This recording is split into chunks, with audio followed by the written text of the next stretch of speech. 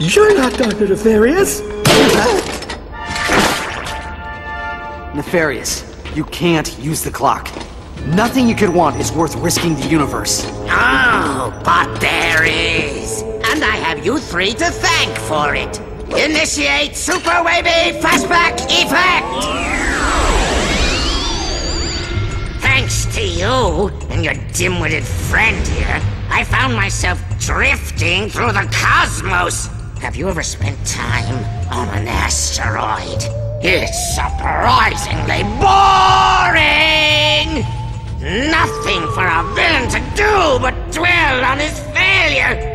Then, one day, the fungoid saved us.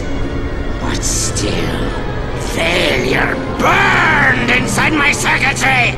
How could I have been defeated by the likes of you?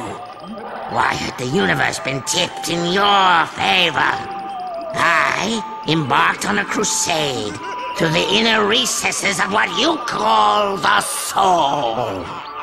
I studied fungoid meditation, attended anger management class, dabbled in yoga, attended more anger management class, until finally I went on a spirit walk on planet Quantos.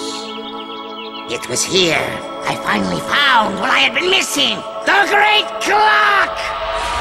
With the clock under my control, I'll be able to wrong all the rights in the universe. Every villain who has ever stumbled will get a do-over. Every protagonist's triumph will be reversed! Until finally, a new present is created, in which the heroes always lose! Guards! Hang on, cadets! Well, that was 5 bolts wasted. How do you like my asteroid flinger 5000? I had it installed in the event I ever needed a super ironic death scenario! Nefarious, you're making a mistake! Time will tell. Bon voyage, my old nemesis! You're just a lonely man, Lance, boarding a lonely train on its way to Lonely Town. So help me, it's true. All aboard for Lonely Town. Choo-choo, Janice. Choo-choo.